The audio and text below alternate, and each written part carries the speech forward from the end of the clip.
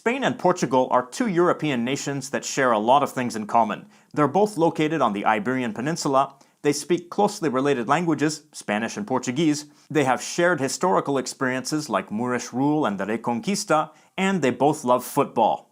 Despite these similarities, they're very distinct countries, and people from either one might be moderately annoyed if you mix them up. So let's focus on some of the differences and avoid alienating our Iberian friends. Number 1. Size.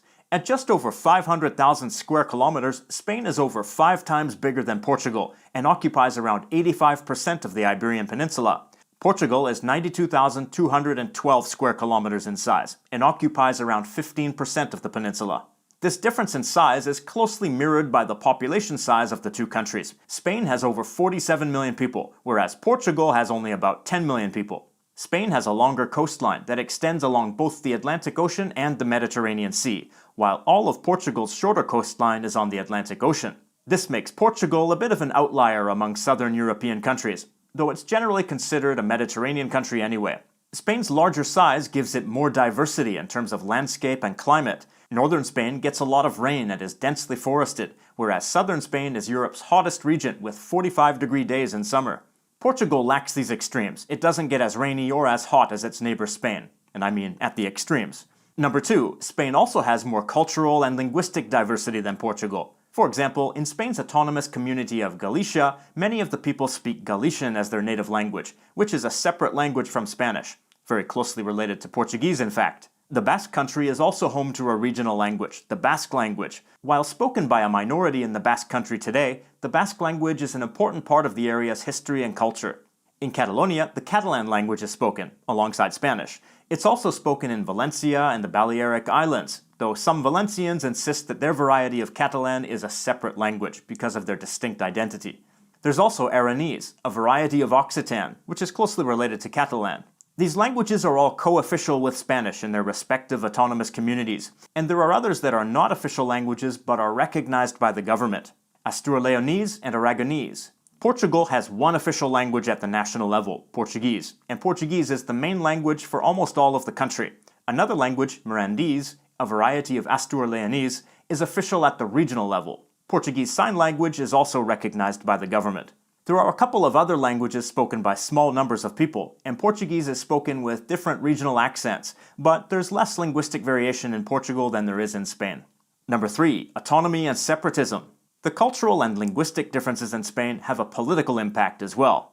I'm sure this is an oversimplification, but many people in the different communities feel that they are distinct from other Spaniards and want recognition for their distinctness. For some people, this means autonomy and the recognition of their language and culture, and for other people, this means independence from Spain. The main example at the moment is Catalonia, where somewhere around 40% or 50% of the population supports independence, but this depends on the survey or vote you look at. There's a separatist movement in the Basque Country as well, but its support is much more limited, around 17%, because the Basque Country has fiscal autonomy and keeps most of its own tax revenue, and that helps keep the population relatively satisfied with Spanish rule.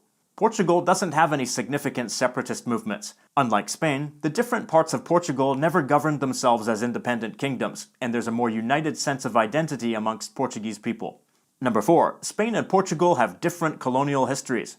In the early 15th century, the Kingdom of Portugal and the Kingdom of Castile, which later became part of Spain, began exploring the Atlantic Ocean to avoid trade competition with other Mediterranean powers. This led to the establishment of overseas empires, but the areas they explored and later settled were different. Following the path of its long Atlantic coastline, Portugal went down south, down the African coast. Portuguese explorer Bartolomeu Dias reached the Cape of Good Hope in 1488, and Vasco da Gama explored the Indian Ocean in 1498. Here, Portugal encountered the already well-known trade routes and empires of the Indian Ocean, such as the Ottoman and Safavid empires. Spain tried to avoid competing with Portugal by sailing across the Atlantic, believing they could reach Asia. Of course, they didn't reach Asia. Well, not yet anyway. Instead, Christopher Columbus, sailing under the Spanish flag, even though he was from Genoa, Italy, quote-unquote, discovered the Americas, the Caribbean to be more specific. Of course, he didn't actually discover them, because there were already people there, but his travels there made Europeans aware of the Americas. The Portuguese eventually made it to the Americas too, but treaties between Spain and Portugal ended up dividing the world into a Spanish zone and a Portuguese zone. As a result, Spain and Portugal have left their imprint on different countries. This is why most countries in South America are Spanish-speaking, but Brazil is Portuguese-speaking, for instance. Number 5. Time. What do I mean by time? How are they different in terms of time?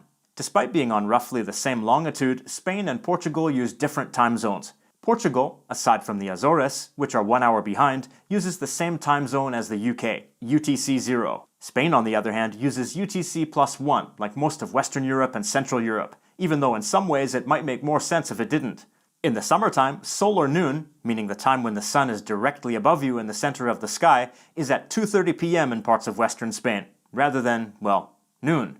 This time zone's oddness might be partly responsible for Spain's habit of eating and working much later in the day than Portuguese people do.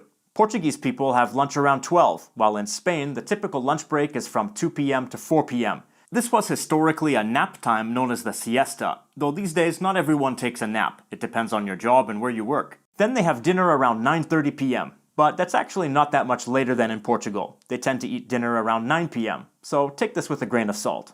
Number 6. Portugal is more formal. Another difference is that Portugal is more formal than Spain. Both the Spanish and Portuguese languages have both informal and formal you pronouns, but the formal you is used more in Portugal. Portuguese people may also address each other by their professional titles in professional settings, like calling each other doctor or lawyer or engineer, although this practice is declining. Spanish society can be quite informal, especially among young people. Spaniards increasingly use the informal you with strangers, as long as they're around the same age, and the use of titles in professional contexts isn't as common as it is in Portugal. Number 7. Spain is a monarchy, while Portugal is a republic. Spain and Portugal have different forms of government. Portugal became a republic in 1910, abolishing its monarchy. Portugal's system of government changed a few times over the course of the 20th century, but it has never brought back its monarchy. Spain is a constitutional monarchy in which the monarch is a ceremonial head of state. Spain's a little unusual amongst European monarchies in that it re-established its monarchy in 1975. As of 2022, the current monarch of Spain is Felipe VI. Those are just a few differences between Spain and Portugal that stood out to me. Obviously, there are many more, including lots of subtle and not so subtle elements of their lifestyle and culture. If you're Spanish or Portuguese, what differences do you notice between the two countries? And for the rest of the audience, were there any differences in the video that surprised you? Leave your answers in the comments down below. Don't forget to smash the like button or you'll be permanently banned from the nations of Spain and Portugal. Maybe. Be sure to check out my country profile on Spain, which you can see right here on the screen. I guarantee you'll learn something new about this incredibly important country.